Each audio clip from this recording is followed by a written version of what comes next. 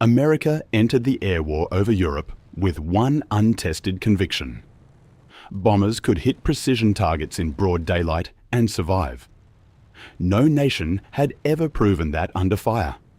That idea had a formal name: high-altitude daylight precision bombing. By 1942, the United States Army Air Forces were preparing to build an entire campaign around it. It sounded clean on paper. The aircraft chosen to carry that doctrine was the Boeing B-17 Flying Fortress, a four-engine heavy bomber designed to fly in tight defensive formation, absorb punishment, and drop its payload with precision. It was not yet a legend. It was a theory wrapped in aluminum. The problem was Europe. Nothing about the theatre matched the conditions American planners had trained for. Cloud cover was constant. German flak belts were dense, layered and coordinated. The Luftwaffe fielded experienced interceptor pilots who had already been fighting for years. The Royal Air Force had already abandoned daylight bombing over the continent. British commanders believed it was suicide. The Americans disagreed. They believed formation flying and massed defensive firepower could keep heavy bombers alive without long-range fighter escort. That disagreement shaped the air war from 1942 to 1945. The aircraft sent to settle it were real machines, flown by real crews, over some of the most heavily defended airspace in history. This is every verified US bomber type that flew combat missions over Germany. 5 aircraft, each one built for a different layer of the same campaign. It starts with the heavy hitters. Boeing B-17 Flying Fortress. This was America's signature heavy bomber over Europe.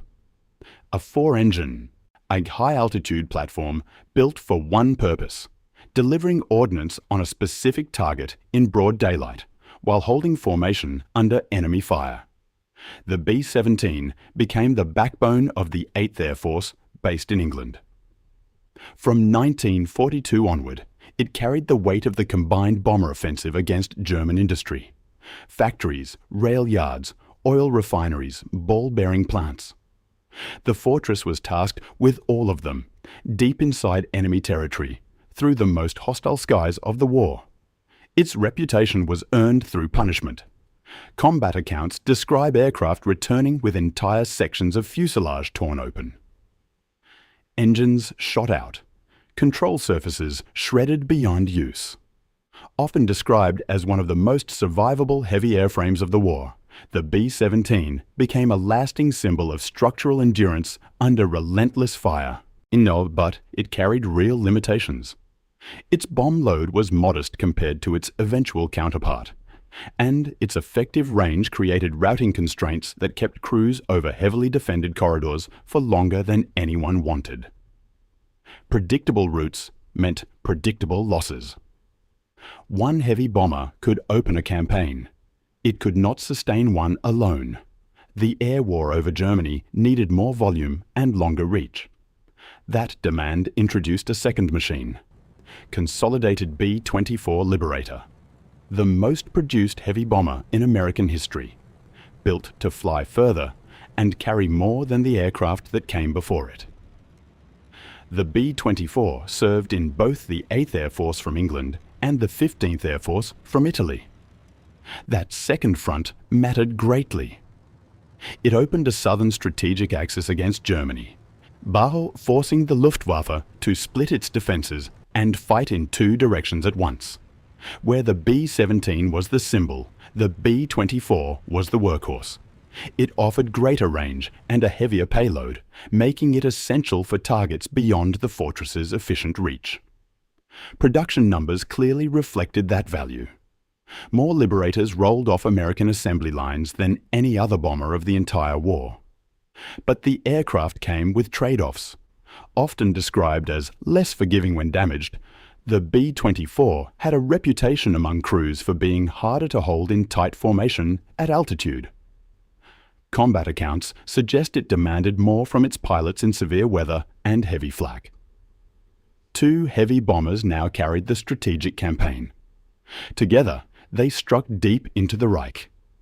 But German defences did not exist only at high altitude. A different kind of threat demanded a different kind of aircraft. Strategic heavies hit factories, oil plants, and rail yards deep inside Germany. That was their mission, and they executed it at enormous cost. But the Allied advance into Western Europe in 1944 changed the nature of the air war. Ground forces pushing toward Germany needed direct and timely air support. Bridges had to be destroyed. Supply routes had to be severed. Fortified positions along the front lines had to be eliminated at close range, with accuracy that high-altitude heavy bombers simply could not provide. Heavy bombers were not designed for that role. They flew too high, retasked too slowly, and could not deliver the rapid responsiveness that frontline commanders needed on a shifting battlefield. The gap between strategic altitude and tactical necessity was real and growing wider. The Army Air Forces needed something faster and lower, something built to respond in hours, not days. The medium bombers filled that gap. Martin B-26 Marauder, a fast, twin-engine medium bomber that entered the war with one of the worst reputations in the Army Air Forces. Early models were notoriously difficult to handle at low speeds. Training accidents were frequent enough to earn the aircraft a string of grim nicknames before it ever saw serious combat in the European theatre. But the B-26 evolved.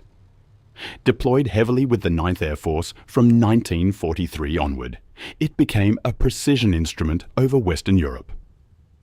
Bridges, rail junctions, supply depots, and transport choke points leading into Germany were its primary assignments throughout the campaign. On Republic reporting indicates the Marauder finished the European war with one of the lowest loss rates per sortie of any American bomber in the theatre. That statistic surprised many who remembered only its troubled early reputation. The B-26 proved that first impressions do not always predict final results. It became one of the most effective tactical bombers the campaign produced. But medium bombers had smaller, faster siblings operating even closer to the front. North American B-25 Mitchell, a versatile twin-engine medium bomber, far better known for the Pacific and Mediterranean theatres. Its role over German-held territory was limited, but documented in official records. The B-25 flew tactical support sorties into occupied Western Europe, striking transport and logistics targets near the advancing front. Douglas A-20 Havoc, a fast, low-level attack bomber operated by the 9th Air Force. Built for precision at low altitude, the A-20 struck fortified positions, supply points, and transport infrastructure across Western Germany during the final Allied push into the Reich. Neither aircraft was designed for deep strategic penetration into Germany. Their reach into the Reich was real, but constrained by range, payload, and doctrinal role. These were close support machines, not strategic hammers. Together with the B-17, B-24, and B-26, they complete the verified list. 5 American bomber types flew operational missions over Germany during the war, no more. But counting the machines does not capture what the campaign truly cost. The 8th Air Force alone reported personnel losses in the tens of thousands. The scale of that attrition was staggering by any measure of aerial warfare. Schweinfurt-Regensburg in 1943 became a defining moment. Losses on those raids were severe enough to force a strategic pause in deep penetration missions over Germany. The campaign had hit a wall it could not push through with unescorted bombers. The doctrine of daylight precision was often more aspiration than outcome. Weather degraded accuracy. Flak scattered tight formations.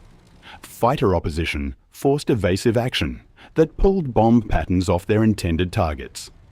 Combat accounts suggest many missions planned as precision strikes produced area effect results on the ground. The campaign did achieve measurable outcomes. After Big Week in February 1944, Luftwaffe attrition accelerated sharply. German oil production declined. Transport networks across the Reich degraded under sustained pressure from heavy and medium bombers alike. But the moral cost remained deeply contested. The gap between intended precision and actual destruction fueled debates that outlasted the war. Precision bombing, as originally promised, rarely matched reality. The machines performed. The doctrine bent. The crews paid the difference. What remains is the record itself.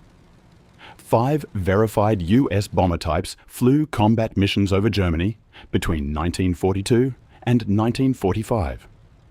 The B-17 Flying Fortress, the B-24 Liberator, the B-26 Marauder, the B-25 Mitchell, the A-20 Havoc. Each existed because the one before it was not enough. The B-17 started the strategic campaign. The B-24 extended its reach and added volume.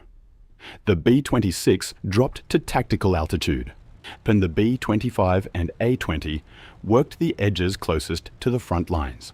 Together, they carried the most sustained bombing campaign against a single nation in history up to that point. It was not clean. It was not precise in the way pre-war planners had promised. But it was relentless. The campaign reshaped how nations think about air power. It proved that bombers could degrade an industrial war machine from the sky. It also proved that the cost exceeded almost every pre-war estimate. No single aircraft won the air war over Germany. It took a system, 5 machines, thousands of crews. One campaign that changed how the world fights wars.